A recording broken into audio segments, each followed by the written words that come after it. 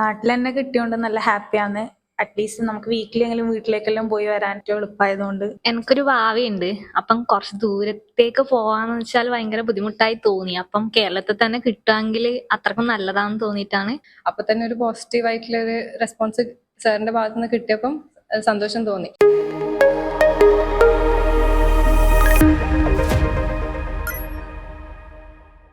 Hi all, നമ്മളിപ്പോൾ ഉള്ള ഒരു പ്രൗഡ് മൊമെന്റിലാണുള്ളത്. ആദ്യമൊക്കെ എന്ന് പറഞ്ഞാൽ കമ്പനി കൊച്ചി, കോയമ്പത്തൂർ, ചെന്നൈ, ഹൈദരാബാദ്, ബാംഗ്ലൂർ എന്നീ സ്ഥലങ്ങളായിരുന്നു. അങ്ങനെയാണെങ്കിൽ ഇപ്പോൾ കേരളത്തിലേക്കും കമ്പനികൾ വന്നിട്ടുണ്ട്, മെഡിക്കൽ കോഡിങ്ങിന്റെ കമ്പനികൾ വന്നിട്ടുണ്ട്.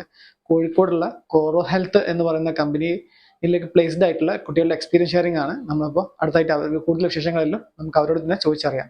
ഫസ്റ്റ് ആദ്യം നിങ്ങളൊന്ന് പരിചയപ്പെടുത്തോ. എൻ്റെ പേര് അപർണ മോഹൻ. ഞാൻ പയ്യന്നൂരിന്നാണ് വരുന്നത്. ഞാൻ MSc ബയോകെമിസ്ട്രി പോസ്റ്റ് ഗ്രാജുവേറ്റ് ആണ്. എൻ്റെ പേര് മുഫീദ. ഞാൻ പയ്യന്നൂരിൽ വരുന്നത്. ഞാൻ BSc കമ്പ്യൂട്ടർ സയൻസ് ഗ്രാജുവേറ്റ് ആണ്. എൻ്റെ പേര് ഫിദ. ഞാൻ ഇരിട്ടിന്നാണ് വരുന്നത്. BA ഇംഗ്ലീഷ് ഗ്രാജുവേറ്റ് ആണ്. ഏത് ബാച്ചിലാണ് പഠിച്ചത്? ആരായിരുന്നു ട്രെയിനർ? ഇവിടുത്തെ മെഡിക്കൽ കോഡിങ്ങിന്റെ ട്രെയിനിങ് എക്സ്പീരിയൻസ് ഒന്ന് ഷെയർ ചെയ്യാമോ? ഞാൻ മെയ് ബാച്ച് ആയിരുന്നു. ഡിസംബറിലാണ് എക്സാം എഴുതിയത്. ട്രെയിനർ ഫെബീന മാം ആയിരുന്നു. ഓൺലൈൻ ബാച്ച് ആയിരുന്നു.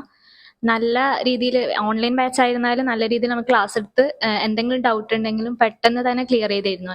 മോക്ക് ടെസ്റ്റ് ഉണ്ടായിരുന്നു. മോക്ക് ടെസ്റ്റ് നല്ല രീതിയിൽ പെർഫോം ചെയ്തു. എൻ്റെ ട്രെയിനർ വിദ്യാ മാം ആണ്. ഞാൻ August 22 എക്സാം ക്ലിയർ ചെയ്തത്. നല്ല വൃത്തിയിൽ ക്ലാസ് എടുക്കുന്ന മിസ്സായിരുന്നു. എന്ത് ഡൗട്ട് ഉണ്ടെങ്കിലും ഇത്രയും ഗ്യാപ്പ് എടുത്തിട്ടും ഇപ്പോൾ നമ്മൾ എന്തെങ്കിലും ഡൗട്ട് ചോദിക്കുമ്പോൾ എല്ലാം ക്ലിയർ ചെയ്ത് തരുന്ന ഒരു മാമാണ് വിദ്യാ മാം. ഞാൻ 2022 സെപ്റ്റംബർ ബാച്ചാണ്. 23 ഡിസംബറിൽ എക്സാം എഴുതിയത്. ഓഫ്ലൈൻ ബാച്ചായിരുന്നു. മോക്ക് ടെസ്റ്റും കാര്യങ്ങൾക്കൊക്കെ വേണ്ടിയിട്ട് ഇവിടെ വന്നിട്ടുണ്ടായിരുന്നു. ആദിത്യ മാം ആയിരുന്നു എൻ്റെ ട്രെയിനർ. മാം നല്ല മോക്ക് സെഷൻ്റെ കാര്യങ്ങൾ എന്തെങ്കിലും ഡൗട്ട് ഉണ്ടെങ്കിലും മുന്നേറിൽ എന്തെങ്കിലും ചാപ്റ്റർ വൈസ് എന്തെങ്കിലും ഡൗട്ട് ഉണ്ടെങ്കിലും എല്ലാം ക്ലിയർ ചെയ്യാനുള്ള ഹെൽപ്ഫുൾ ആയിരുന്നു. അടുത്തായിട്ട് നിങ്ങളെ പ്ലേസ്മെന്റ് ഇന്റർവ്യൂ എങ്ങനെ ഉണ്ടായിരുന്നു? പ്ലേസ്മെന്റിൽ എന്തൊക്കെയായിരുന്നു ചോദിച്ചത് എന്ന് പറയാം. ഫസ്റ്റ് സെൽഫ് ഇൻട്രോ ചോദിച്ചു, പിന്നെ ഗൈഡ് ലൈൻസ്, പിന്നെ കുറച്ച് കോഡ് ഏതെല്ലാന്ന് പറയാൻ പറഞ്ഞു. പിന്നെ നല്ല എളുപ്പമുള്ളായിരുന്നു.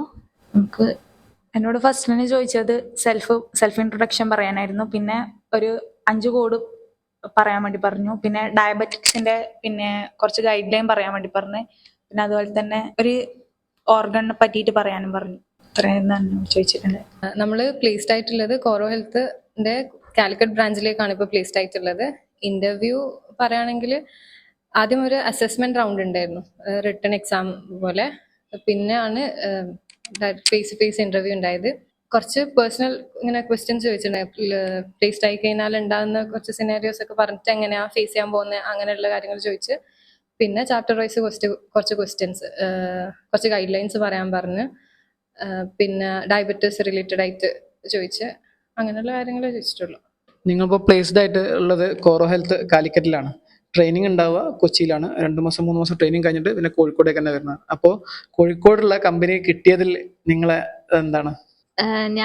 എനിക്കൊരു ഭാവിയുണ്ട്. അപ്പം കുറച്ച് ദൂരത്തേക്ക് പോവാന്ന് വെച്ചാൽ ഭയങ്കര ബുദ്ധിമുട്ടായി തോന്നി. അപ്പം കേരളത്തിൽ തന്നെ കിട്ടുമെങ്കിൽ അത്രക്കും നല്ലതാണെന്ന് തോന്നിയിട്ടാണ് ഇപ്പം കാലിക്കറ്റിലേക്ക് വന്നത്, കോറോ ഹെൽത്തിൽ അപ്ലൈ ചെയ്തത്. അപ്പൊ കിട്ടിയാൽ വളരെയധികം സന്തോഷം. നാട്ടിൽ തന്നെ കിട്ടിയോണ്ട് നല്ല ഹാപ്പിയാണ്. അറ്റ്ലീസ്റ്റ് നമുക്ക് വീക്കിലെങ്കിലും വീട്ടിലേക്കെല്ലാം പോയി വരാൻ ഏറ്റവും എളുപ്പമായതുകൊണ്ട് ഞാൻ ഹാപ്പിയാണ്. കേരളത്തിന്റെ ഉള്ളിൽ തന്നെ എവിടെയെങ്കിലും കിട്ടിയാൽ നല്ലതായിരുന്നു തോന്നിയിട്ടുണ്ടായിരുന്നു. അപ്പോൾ ഇങ്ങനെ ഒരു ഓപ്പർച്യൂണിറ്റി വന്നപ്പോൾ കാലിക്കറ്റ് ആകുമ്പോൾ പോയി വരാനുള്ള ചാൻസ് ഉള്ളത് കൊണ്ട് അത് ഹാപ്പി ആയിട്ട് തോന്നി കിട്ടിയപ്പം.